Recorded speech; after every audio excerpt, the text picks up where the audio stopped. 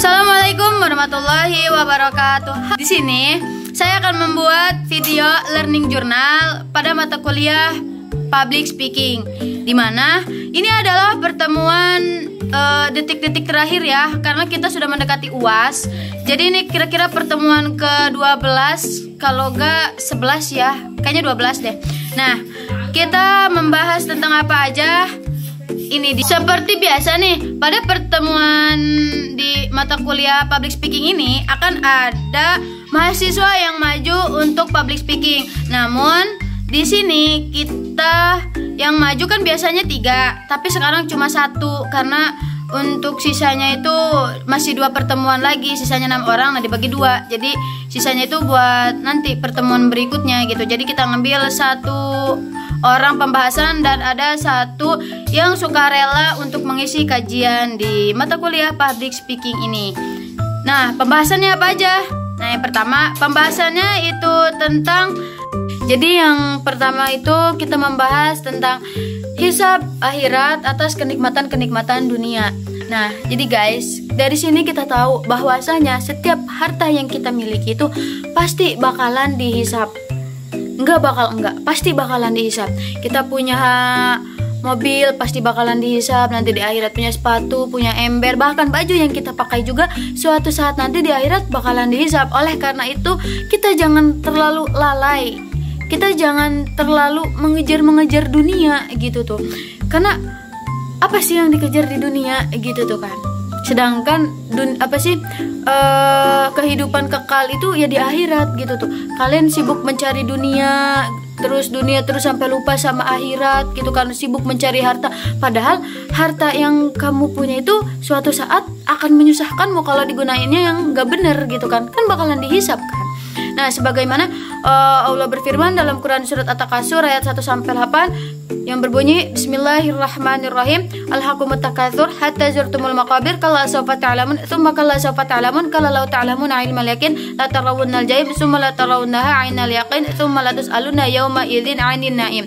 Yang mana ayat tersebut itu memperingatkan kita gitu tuh, kayak jangan berbangga lah gitu tuh sama hal-hal yang kita punya di dunia gitu tuh, karena hal-hal yang kita punya itu atau harta yang kita punya di dunia itu bakalan dihisab di akhirat gitu. Orang yang paling cepet dihisabnya itu ketika di akhirat adalah orang miskin. Karena apa? Karena dia mau apa yang dihisab gitu tuh, harta aja dia nggak punya gitu tuh, dia harta aja nggak punya gitu, apa yang mau dihisab kan. Nah, sedangkan orang yang paling lama dihisab itu pahebel-hebelna jalmanu dihisab eta orang yang kaya. Karena apa?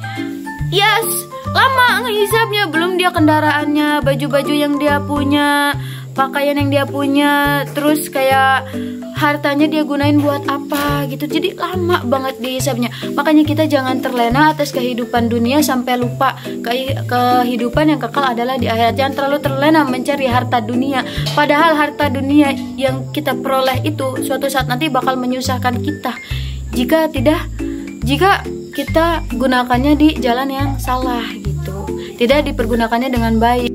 Selanjutnya kita melakukan kajian, yang mana kajiannya ini dilakukan dengan sukarela oleh teman saya dengan tema diambil dari kitab Nashul Ibad, yaitu yang menjelaskan tentang bahwasannya akan datang zaman di mana zaman itu umat Nabi Muhammad SAW lari dari para alimul ulama dan para ahli fikih.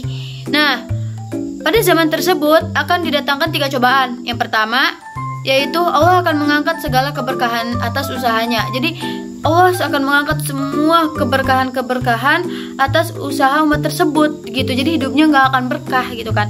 Lalu yang kedua, Allah akan datangkan pemimpin yang zalim atas zaman tersebut, dan terbuktikan sekarang banyak para alimil ulama sekarang banyak umat Nabi Muhammad yang lari dari alimil ulama gitu kan, sampai akhirnya kita sudah ada atau ya adalah gitu pemimpin yang zalim terhadap rakyatnya. Banyak pemimpin yang korupsi, bahkan juga ada yang viral sekarang.